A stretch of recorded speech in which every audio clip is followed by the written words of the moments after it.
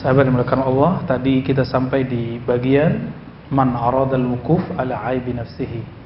Kita sebutkan bahwa cara efektif untuk mengetahui bahwa kalbu ini berpenyakit, lalu gimana cara ngobatinnya, itu ada dua. Namun ada dua cara yang lebih aneh, cuma ini agak berat. Yang paling mudah itu pertama berguru kepada mursyid yang ahli kalbu, yang kedua punya sahabat yang ahli kalbu. Namun ada yang ketiga, kata Imam Ibnu Qudamah, ayyastafida ma'rifata uyubi nafsihi min alsinati a'da'ih. Untuk mengetahui saya ini punya aib, antum itu punya aib, punya penyakit kalbu, caranya mudah. Yang ketiga, tapi ini berat. Mudah tapi berat. Maksudnya gimana? Mudah didapat tapi susah untuk menerimanya bagi orang normal. Apa itu? Menerima kritik hujatan para hater, pembenci, para hasid wa haqid. Mudah nggak untuk mengaksesnya? Mudah. Kalau orang sudah biasa masuk di sosmed, baik itu video ataupun ya grup gitu ya, grup-grup WA, ketahuan di situ sudah. Apalagi kalau di YouTube. Di YouTube itu siapa aja ngomong, ya kan? Siapa aja komen. Padahal dia itu dihisap loh. Ya. Cuma kalau ingin tahu kita itu punya kelemahan apa, meskipun yang dituduh orang itu kadang nggak benar juga sebagian besar. Tinggal lihat komentar negatifnya. Maka yang dilihat jangan komentar positifnya. Jadi kalau antum punya Facebook, kalau ada yang ngeritik, wah ini nih. Nih cara mau tahu. Sama, saya waktu disertasi nungguin dosen yang ngeritik. Yang ngeritiknya ilmiah dan padat. Ada yang ngeritik tapi asbun. Jadi dosen itu ada juga yang asbun juga, asal bunyi. Ada ya, sama komentator di YouTube itu juga ada yang asal bunyi. Di taraf ilmiah aja yang begitu ya, daripada nggak ada komentar, gue komentar gitu. Akhirnya kita bisa tahu. Nah, saya senang sekali ketika ada dosen yang bantai kita ya, kritik, kamu ini metodologinya gimana sih? Kok begini? Kok caranya begini? Wah, itu kita senang sekali, kayak dipijit rasanya. Jadi kalau kita sudah mengenal kritik-kritik yang negatif itu sebenarnya positif, itu sama kayak dipijit. Dipijit sakit nggak? Sakit kalau dipijit itu, tapi enak ujungnya. Ya, saya punya kawan yang ahli pijit, kalau dipencet sama dia pasti sakit. Tapi 3 hari di situ, kita kemana-mana, mau ceramah, mau ngajar, nggak ada capeknya. Tapi sama pijit yang enak, ya baru dipegang 5 menit, kita udah hilang. Dia bilang udah setengah jam, Pak udah selesai, nggak ada rasa apa-apa. Nah, itu namanya pijit ngantuk. Pijit bikin tidur. Ada namanya urat-urat tidur itu di kaki ya. Oke. Jadi kalau mau tahu, ternyata orang hasad, orang dengki itu anugerah. Mungkin kawan kita nggak berani ngomong, tapi kalau musuh kita berani ngomong. Ini hebatnya, Pak. Maka jangan pernah frontal menghadapi orang-orang yang benci, kecuali kebenciannya dengan kejahilannya. Tapi dia persis nih tahu nih kita nih gimana. Ya udah, kita malah bersyukur. Saya baru merasakan nikmatnya dikata-katain orang itu tahun atau 2 tahun yang lalu lah. Ya, kita waktu itu ke daerah, tiba-tiba kawan saya bilang, Tat, ente itu dipergunjingkan di grup sebelah. Kita nanya, grup sebelah itu apaan? Ya, grup yang manhajnya ono gitu ya, mazhabnya ono gitu. Nggak usah sebut ya. Tapi kok saya seneng? Kenapa kita seneng? Karena waktu itu langsung muncul hadis itu. Hadis mengenai muflis. Atadruna manil muflis. Tahukah kamu orang yang bangkrut? Siapa orang bangkrut? Yang dia suka ngomongin orang-orang, kesalahan orang, tanpa orang yang diomongin beramal, dia dapat pasif pahala, bukan pasif income. Pasif kebaikan. Jadi kebaikan yang nggak perlu dia berbuat tapi dia dapat. Dan saya merasakan itu, jadi kayak ada yang masuk gitu, kayak ada yang pindah kepada kita, energinya tambah kuat. Semenjak saat itu kita nggak pernah lagi merasa sedih atau merasa terpuruk kalau dihujat orang, dicaci maki, senyum aja. Oke, ada yang keempat, ayu khalitan nas fa kullu ma yarahu mazmuman fi ma bainahum yajtanibuhu. Bergaul sama orang. Nah, coba cek, berani nggak buka situs aneh-aneh depan teman? Nggak berani. Berarti itu nggak baik untuk kolbu. Berani kan nonton channel-channel yang vulgar di depan kawan? Nggak berani, kecuali sama-sama gila, sama-sama penyakit tuh kolbunya. Mungkin iya, ya, vulgar party. Ya. Bisa jadi begitu, mungkin. Berarti sama-sama sakit itu. Namun orang-orang normal, kita akan malu di depan dia. Berarti ini perkara nggak baik. Ya. Di hadis Tirmizi itu disebutkan ya, ciri-ciri keburukan asyar itu yang sesuatu yang jika yattali alaihin nas, ya, ketika manusia tahu anta takrahu, kamu tidak suka. Itu indikator bahwa itu aib yang harus kita benerin. Jadi teman-teman semua, kita punya aib masing-masing yang kita simpan. Kalau orang lain tahu kita nggak rela, berarti itu harus dihilangin. Ya, semoga dengan 4 cara ini berguru kepada seorang mursyid yang mengenal kolbu. Mursyid ini nggak selalu dia buka aib kita, tapi kadang-kadang dia langsung ngobatin. Nih dia obatin. Sahabat Nabi ketemu Nabi langsung terobati nggak? Langsung terobati. Kadang-kadang Nabi nggak perlu nyalahin. Kecuali orang tuh nanya, ya Rasulullah, ayul Islam khair. Islam yang keren itu yang mana? Yang sempurna itu apa? Karena penyakit orang itu pelit, Nabi mengatakan apa? Antu ta'iman nas. Kamu ngasih makan orang, kasih santunan anak yatim. Ketika yang datang itu egonya tinggi, maunya disapa gak mau nyapa, maunya disenyumin gak mau senyum, apa kata Nabi? Antu sallima ala man arafta wa ala man lam ta'rif. Islam yang sempurna itu ketika kamu nyapa orang yang kamu kenal ataupun yang tidak kamu kenal. Jadi Nabi itu kalau ditanya baru jawab. Nggak main buka-buka aja aurat orang ya. Ada istilahnya kashful uyub, menyingkap aib orang. Itu tidak boleh sembarangan, ada caranya. Kalau dia nggak minta, nggak usah dibuka, langsung kasih obatnya. Gitu. Jadi 4 cara ini berguru kepada ahli kolbu. Di bulan lalu kita sudah pertegas ya, kalau masalahnya sunnah bid'ah, halal haram, bergurunya ke siapa? Ke ahli fikih. Kalau masalah hadis, ke ahli hadis. Masalah akidah, ke ahli akidah. Kalau masalah kolbu, ke ahli kolbu. Ya. Lalu yang cara kedua, punya kawan yang ahli kolbu. Yang ketiga, memanfaatkan kritik-kritik musuh. Maka ternyata orang hasad itu anugerah bagi orang beriman. Ya, orang hasad itu anugerah bagi orang beriman. Kenapa? Karena dia nggak perlu nanya, saya punya salah apa sih, langsung orang itu bilang. Ya. Jika emang cocok, oh berarti emang ada salah. Ya. Dan yang terakhir, bergaullah dengan orang soleh.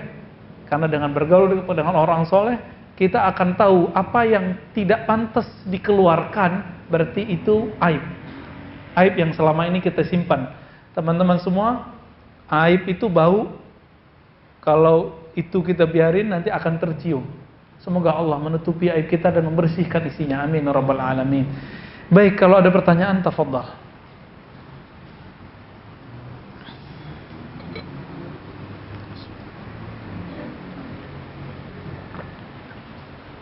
Baik, ada yang mau bertanya? Dari jemaah laki-lakinya dulu. Udah nggak ada ya. Cukup ya? Gimana? Ada pertanyaan? Antum yang nanya deh kalau gitu. Sudah. Saya nanya ke jemaah. Saya lagi mikir.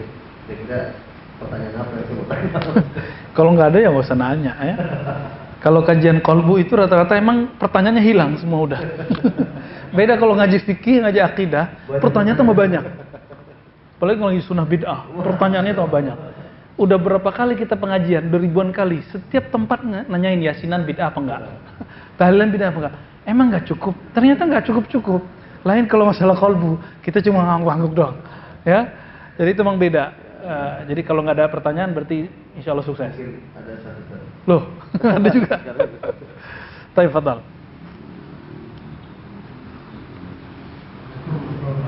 Assalamualaikum warahmatullahi wabarakatuh. Ustaz, mau tanya, Ustaz. Tadi Ustaz bilang kalau teman yang baik ya suka menasihati kita. Ya. Suka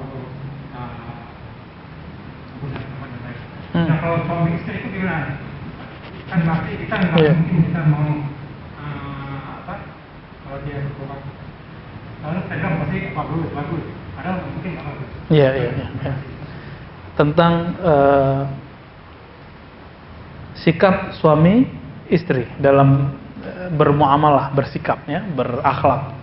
Apakah muji-muji mulu? Belum tentu juga ya. Apakah marah mulu? Enggak juga. Tapi kalau suami dan istri, istrinya perempuan kan? Apa kata Nabi? Istausu bin nisa khairan. Hendaklah kamu bersikap yang terbaik kepada perempuan. Khairan itu adalah pilihan yang paling tepat dan itu agak genting memang. Kenapa? Perempuan itu kalaupun salah dia benar gitu. Nggak mau disalahin ya. Jarang ibu-ibu ini jarang yang mau ngaku salah tuh. Jarang ibu-ibu tuh yang minta maaf tuh jarang. Yang gampang minta maaf tuh laki-laki.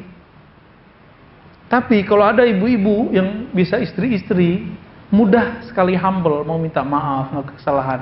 Wah, dia sudah separuh kecerdasan laki-laki sudah ada pada dia. Ya. Tapi itu jarang. Nah, oleh karena itu Nabi mengatakan, Istausu bin nisa khairan. Berwasiatlah, bersikaplah kepada perempuan yang khairan. Khair itu beda dengan hasan. Hasan itu biasa, kebaikan biasa. Khairan itu ahsan, yang lebih baik. Khairan itu kan pilihan lagi. Di antara yang baik, pantas-pantas itu ada yang lebih baik. Maka beda istri ya beda perempuan beda sikap. Ya. Dalam hal ini Nabi mengatakan perempuan itu jika kamu keraskan kasartahu, kamu akan mematahkannya. Jika engkau biarkan dia akan tambengkok. Li'annahunna khuliqna min dhal'ib. Ya, karena mereka tercipta seperti atau dari tulang rusuk ya. Wallahu alam itu apakah benar-benar dari tulang rusuk atau emang karakternya tulang rusuk. Tulang rusuk itu bengkok. Tapi kalau nggak punya tulang rusuk, tubuh ini terjaga nggak? Allah itu sudah setting jantung, paru-paru itu terjaga ketika ada tulang. Coba bayangkan kita punya jantung tapi nggak ada tulang rusuknya. Ini maknanya. Jadi walaupun bengkok, tapi dia bisa menjadi pertahanan rumah tangga. Itu ajaibnya perempuan. Maka suatu kali ada seorang sahabat datang ke rumah Umar mengadukan persoalan istrinya. Ini disebutkan dalam riwayat yang sahih dan diulang lagi oleh Imam Nawawi dalam Riyadhus Shalihin. Ingin mengadukan istriku kok galak amat gitu ya. Ini bukan pembenaran ibu-ibu yang galak loh ya. Kok judes galak gitu, mau menang sendiri. Tapi kerjaan rumah tangga beres semua. Beres semua. Mau ngadu ke Umar, udah ketuk pintu, udah assalamualaikum. Ternyata dia kaget. Rumahnya Umar itu kan gak ada pagarnya. Umar itu dulu bikin sistem pejabat-pejabat tidak boleh memagar rumah. Maka orang langsung bisa akses ke pejabat. Maka dulu orang gak mau Pak jadi pemerintah, jadi pejabat tuh gak mau. Kenapa? Orang mau jam berapa juga orang datang ketuk pintu. Umar didengar sama sahabat ini. Ternyata Umar lagi dimarahi sama istrinya. Bukan dimaki-maki, dimarahi aja. Oh, biasa gurutu. Umar bilang, iya neng, iya dek, iya. Oh, gitu aja ya. Nggak dibales. Nggak bilang, kamu perempuan durhaka. Gitu, nggak gitu. Bayangkan. Jadi keluarga harmonis itu bukan berarti akhi, ukhti, zaujati, nggak mesti begitu terus ya. Sayang, nggak mesti begitu terus.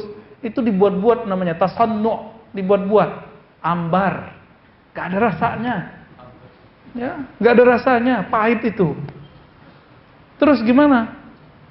Selesai Umar ya dikata-katain sama istrinya, tapi bukan penghinaan, bukan cacian. Ini emang suaranya aja tinggi. Maklum udah capek. Kalau udah capek ya ketus gitu. Diketusin sama istrinya. Selesai dia buka pintu. Ada apa, Mas? Kira-kira begitu ya. Enggak jadi, Amirul Mukminin ya. Saya mau mengadukan istri saya yang menggerutu, yang ketus kayak istrimu. Ternyata istrimu 2 kali lipat lebih ketus daripada istriku. Apa kata Omar? Ya, gimana saya mau balas? Istriku telah menggantikan tugas-tugas pembantu. Pembantu ngapain? Nyuciin baju, masakin, ngasih makan anak-anak. Enggak, istriku enggak mau punya pembantu. Dia mau total. Asisten rumah tangga itu pekerjaan enggak? Nyetrika pekerjaan enggak? Nyuci pekerjaan enggak? Masak pekerjaan? Pekerjaan semua Pak. Apalagi kalau istri kita kuliah, terus memilih di rumah, udah saat itu. Memilih jadi ibu rumah tangga, itu dia banting setir itu hidupnya. Lalu kita bilang, istriku nggak ada kerjaan, itu kurang ajar tuh ya. Jadi suami-suami yang bilang istri di rumah, kerjaan rumah tangga itu bukan kerja, itu suami yang belum mengenal agama. Suami yang belum mengenal kerjaan istrinya. Maunya marah-marah terus, maunya dia dapat hadis itu nggak adil. Giliran hadis istri itu kata Nabi, seandainya boleh manusia sujud kepada manusia, la amartu, ya, aku akan perintahkan perempuan sujud kepada suaminya, kan gitu. Giliran hadis gitu dieksplor. Giliran kisah Umar kok nggak dieksplor. Yang paling paham hadis itu Umar atau kita? Umar. Jadi teman-teman semua, kalau kita nikah, mungkin teman-teman pasangan kita ya baru hijrah juga, baru ngaji juga, jangan dibayangkan nanti akan jadi perfect sempurna. Apalagi nikah sama ustadznya, ustadz tuh biasanya ceramain orang, ceramain semua sama dia nanti ya. Tapi Umar yang biasa ceramain orang, yang galak itu, yang setan aja takut kalau ada Umar. Kalau ada Umar, setan nggak ada. Bayangin coba. Jadi seandainya Umar datang ke masjid ini, antum nangis semua sholatnya. Kenapa? Setan gak ada yang ganggu. Ajib nggak? Lain dengan Abu Bakar. Abu Bakar baru masuk masjid ini, baru takbir semuanya udah hidungnya sudah mau basah semua ya. Kalau mau Umar ada keberanian, ada syahdu. Kalau di Abu Bakar lebih lagi. Beda-beda itu ya. Bayangkan Nabi, jangankan Abu Bakar, Umar, Utsman. Nabi itu ketika Abu Bakar sama Utsman itu lutut dibiarin terbuka. Sarungnya Nabi itu agak naik gitu ya. Tapi ketika Utsman datang, karena Utsman itu menantu Rasulullah dan sangat pemalu, lebih pemalu daripada Ali, itu langsung ditutup sama beliau. Kenapa? Jangankan saya, jangankan Rasulullah ya, malaikat aja semuanya malu kepada Utsman ibn Affan ya, radhiyallahu taala anhu. Jadi itu kelebihan-kelebihan mereka, dan mereka ternyata ketika dikata-katain nama istrinya biasa aja. Ini yang berat lagi cerita yang ini. Ali bin Abi Thalib diisukan mau poligami. Kenapa? Laku keras lah, orang alim, cakep lagi ya, muda, panglima, keramatnya banyak, ilmunya luas. Diisukan mau nikah lagi. Tapi yang mau dia madu siapa? Anak Rasulullah. Anak Rasulullah ini dia tidak dikasih fasilitas pembantu oleh Rasulullah, nggak dikasih budak, nggak dikasih kendaraan sama Rasulullah. Jadi Nabi itu tidak mau menggunakan harta negara untuk kepentingan keluarga, nggak mau, nggak ada ya. Itu baru negarawan murni. Kalau di Indonesia kan negarawanan ya, katanya negarawan, tanahnya sekian hektar, ribuan hektar, nggak tahu kok bisa dia punya begitu. Orang katanya simpati, ya ternyata dia enak-enakan ya. Bagaimana kita menyebut dia negarawan? Ini negarawan murni ini ya. Akhirnya Ali bin Abi Thalib dilaporkan oleh anaknya. Tapi Fatimah nggak bilang macam-macam. Fatimah nggak menolak poligami. Fatimah cuma sedih. Apa kata Fatimah? Ya Rasulullah, sambil nangis-nangis ya, Mas Ali mau poligami. Nah sambil nangis, wajar dong. Jadi normal itu. Tapi dia nggak nolak poligami. Cuma sedih aja. Saya sudah berkorban banyak, tapi ternyata kok masih mau dipoligami. Emang kurang apa? Maka dipanggil Ali. di sidang hari itu juga ya. Ali. Nggak dibilang, Ali nggak dilarang poligami sama Rasulullah, karena Rasulullah poligami. Apa kata Rasulullah? Fatimah itu lahmi, dami, itu darahku. Man azaha azani. Yang nyakitin Fatimah, nyakitin Rasulullah Muhammad bin Abdullah. Gemetarlah Ali ya. Gimana gak gemetar ya? Itu bahasa-bahasa level langit itu. Gak perlu bilang, ente jangan poligami, gak perlu bilang gitu ya. Tapi cukup dengan bahasa-bahasa kolbu itu. Ali, maka disitulah keturunan Ali dari jalur yang bukan Fatimah, namanya Muhammad Al-Hanafiyah, itu punya keturunan seorang ulama di Mesir namanya Imam Abdul Wahab Sya'rani, menulis satu kitab. Di dalam kitab itu ya, Al-Uhud As-Sughra dan beberapa kitab-kitab yang lain, dia nulis bab menikah dengan Syarifah, keturunan Fatimah. Kalau kamu bukan seorang Syarif, Sayyid, Habib, maka siap-siaplah menjadi pembantunya, siap-siaplah menjadi abdinya, dan jangan pernah menyakitinya. Berat Pak. Itu sebabnya jangan ejek.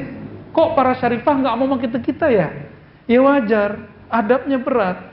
Itu sebabnya di fikih Syafi'iyah di Hadramaut itu dibuat fikih khusus mengenai bahwa Syarifah nikahnya sama Syarif, ya. Perempuan keturunan Nabi nikahnya sama, karena kita ini nggak kuat. Antum nanti soal adab terus, ya, kan repot kita nanti. Jadi kalau ngelihat ada cewek Arab jangan langsung, wah coba, hati-hati dulu ya. Gitu, cukup. Baik. Ya.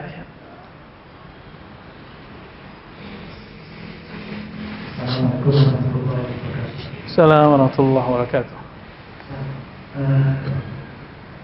Barangkali Ustaz bisa menunjukin mursyid kepada kami atau Pak Ustaz sendiri.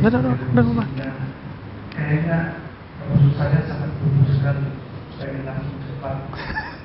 Kalau pikir kayaknya tadi saya nggak nyambung kepada Rasulullah tanpa mursyid. Karena itu maka itu mungkin kita harus mengikuti mereka tertentu misalnya dan mursyid. Salam. Ini pertanyaan susah dijawab nih. Siapa sih mursyidnya gitu ya? Mursyid yang hari ini kita akan ikuti atau perlu ikut tarekat? Dua pertanyaan ini ya. Mursyid itu saya nggak bisa kasih nama, tapi pelajarilah. Sebagaimana saya dulu juga mencari, maka coba cari. Takutnya cocok sama saya, nggak cocok sama bapak. Cari mursyid itu yang dapat ijazah dari gurunya, satu. Ijazah itu sama kayak sertifikat, sama kayak ijazah doktor. Doktor saya sah nggak? Dicek siapa yang ngeluarin. Universitas bodong atau universitas yang real. Mau di mana aja gitu. Atau doktornya dari masjid, doktor-doktoran. Pengurus masjid ditulis di depannya doktor. Kan banyak hari ini LCMA di mana-mana hari ini. Kita nggak tahu di LC di mana, MA di mana ya. Padahal mau MA lama itu. Lulusan condet. Lulusan condet. Ini hidungnya lulusan condet ini. Dan MA. Ya, MA. Minang asli. Minang asli. Boleh lah ya. Saya agak marah itu sebenarnya. Kenapa? Kita untuk kuliah dari S1 sampai S3 kita perlu 12 tahun. Tiba-tiba dia dapat gelar doktor tanpa ada kuliah. Yang penting dia kuliah dulu, mau di mana aja kuliahnya, mau dalam negeri boleh, luar negeri boleh, yang penting dokter kan.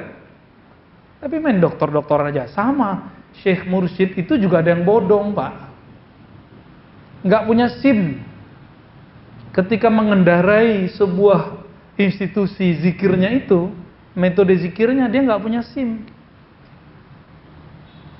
Tapi biasanya setiap orang itu ada pengikutnya. Meskipun dia nggak punya SIM, akan punya simpatisan, akan punya pembela-pembela. Mirza Ghulam Ahmad, siapa yang angkat dia jadi nabi?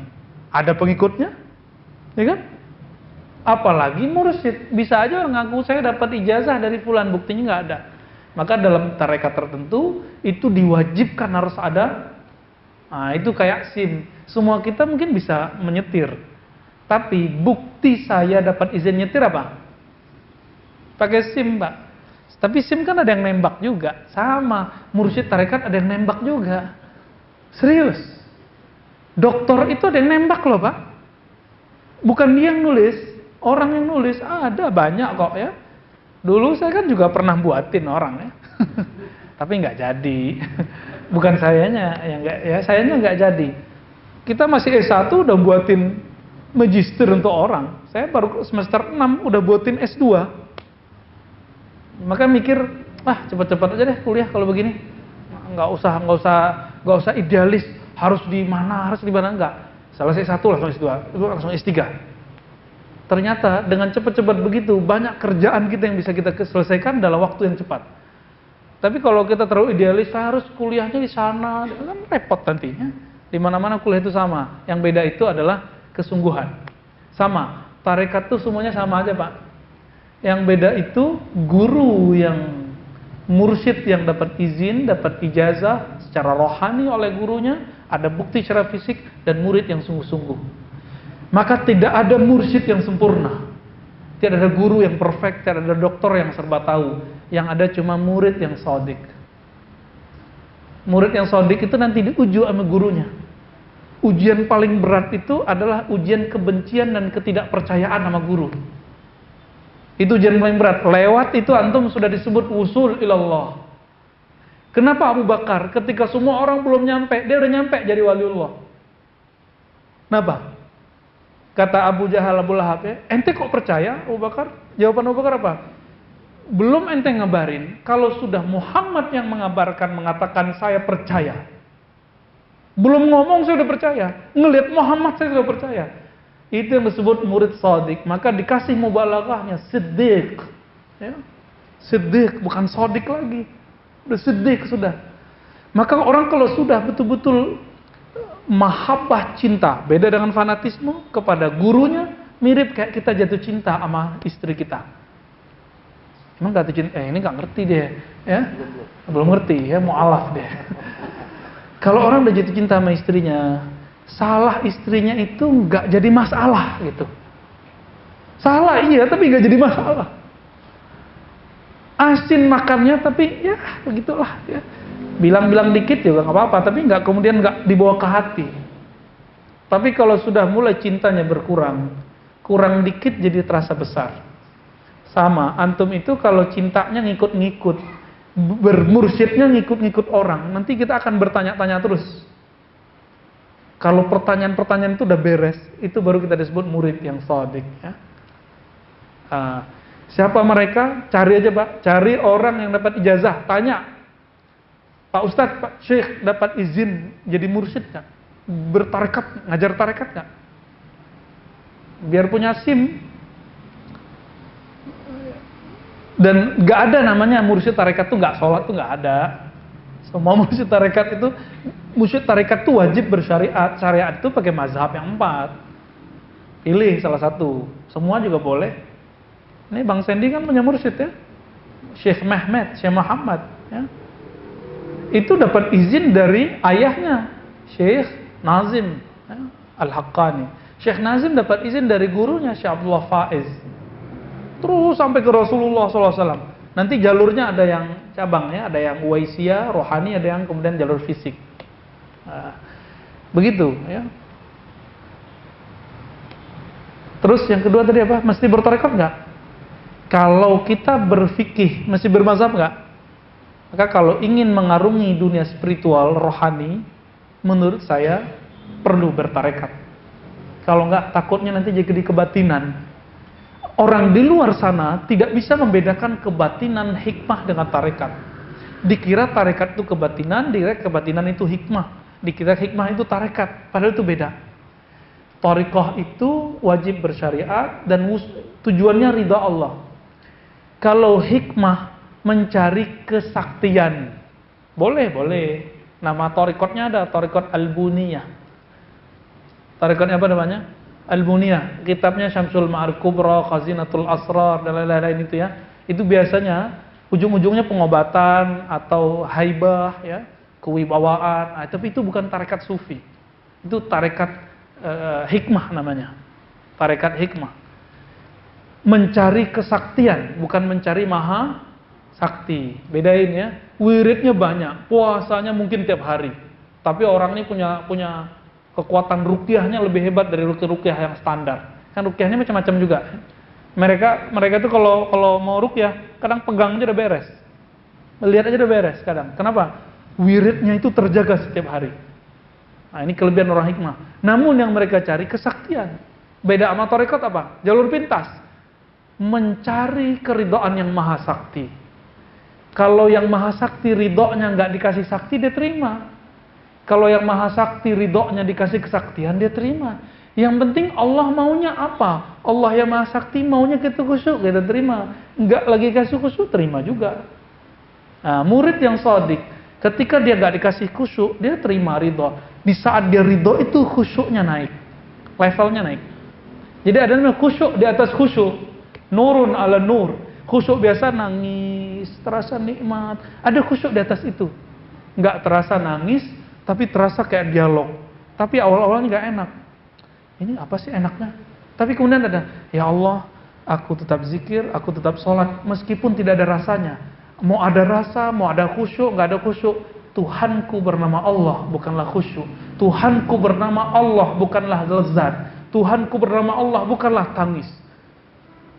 Itu. Maka muncullah tangis di atas tangis. Wah, itu lebih dahsyat rasanya. Ya. Makom, ya, yang di atas. Jadi itu yang nggak terhingga itu. Maka saya pernah menyebutkan, tangis itu ada 9 macam, kata Imam Ibnu Mubarak. Semuanya riya, kecuali satu. Tangis karena mencari ridha Allah, takut kepada murka Allah. Udah dapat itu Pak, kita sudah punya modal memadamkan api neraka. Itu yang Nabi sebut dalam hadis Imam Tirmizi. Jadi dalam dunia spiritual, Bapak kalau mau dapat gelar S1 atau minimal bisa membaca, mesti sekolah SD kan? Tapi ada jalur ringkas, homeschooling, ya, belajar di luar. Tapi maksimal nggak? Nggak, sama. Ya. Nah, tarekat itu kurikulum Naqsyabandi, kurikulum Syazili, kurikulum itu nggak menunjukkan kehebatan. Yang hebat itu adalah mursyidnya. Sama, kurikulum itu nggak begitu hebat. Yang hebat itu sekolahnya. Coba, semua sekolah yang pakai kurikulum 2013, apakah semua kualitasnya sama? Beda, Pak. Kampus UIN, semua kurikulumnya mirip, tapi beda. Kampus ini lebih baik, kampus ini kurang baik. Kampus ini maksimal, ini kurang maksimal. Kok bisa? Karena manajemennya, karena syekhnya, karena rektornya. Rektornya tarekat itu yang kita sebut syekh mursyid. Ya. Dan dia diangkat nama gurunya, seperti gurunya diangkat nama gurunya, terus bersambung kepada Rasulullah SAW. Makanya dalam tradisi kami, ketika guru mau mengangkat, itu dikumpulkan murid-murid tua dan murid-murid semuanya. Nih, namanya dilewakan atau dipublish. Saya ijazahkan engkau untuk mengajarkan zikrullah seperti guruku mengajarkanku sesuai dengan tarekat A, B, C, D. Begitu kita dulu, ya, dapat ijazahnya. Sama, kalau wisuda doktor gimana? Dibacain kan? Terus kita ambil ijazahnya, lalu kita diapain namanya itu? Bukan dibaptis kan? Apa namanya tuh? Gitu doang ya. Tapi kalau nggak ikut wisuda, bisa nggak? Orang dia udah pinter, tapi nggak ikut wisuda? Bisa. Waktu saya punya sahabat di Paris, ya, kita lagi dakwah di sana, saya diundang karena dia pernah ikut kajian kita. Saya diundang ikut wisuda. Saya bayangin kayak di UI, UGM, UIN gitu, meriah, gede. Tahu-tahu di mana? Di ruangan kelas, rektornya datang sama dekannya, terus sama beberapa dosen, kajur-kajurnya, kaprodinya, udah. Jadi per fakultas, per kaprodi itu mereka buat cuma 25 orang wisudanya. Dibacain bla bla bla bla bla, habis itu udah salaman, selesai. Jadi mereka udah nggak sibuk sama ritual-ritual. Sekarang yang saya lihat di negeri kita, tarekat itu kebanyakan ritual-ritual seremonial. Kebanyakan ya, seremonial. Ya, tapi seremonial itu penting. Seremonial manaqib, seremonial zikir akbar, maulid, itu kan seremonial semua. seremonial semua. Sebenarnya ada di luar sana orang yang nggak pakai seremonial, dia sudah nyampe, ilmunya sudah utuh. Kawan saya nggak ikut Pak, dia wisuda, tapi dia dapat ijazah doktornya, ya. Tapi nggak dipublish gitu, nggak ada fotonya. Pas kita minta mana fotomu wisuda, nggak ada. Tapi dia bilang aku punya ijazahnya, ya. Lebih penting mana? Ikut wisuda tapi nggak ada ijazah. Ya, cukup ya. Udah jam 8. Baik, cukup sebentar ini. Alhamdulillah. Sebelum kita akhiri video doa dan puasa, ada beberapa pengumuman yang harus saya sampaikan. Insyaallah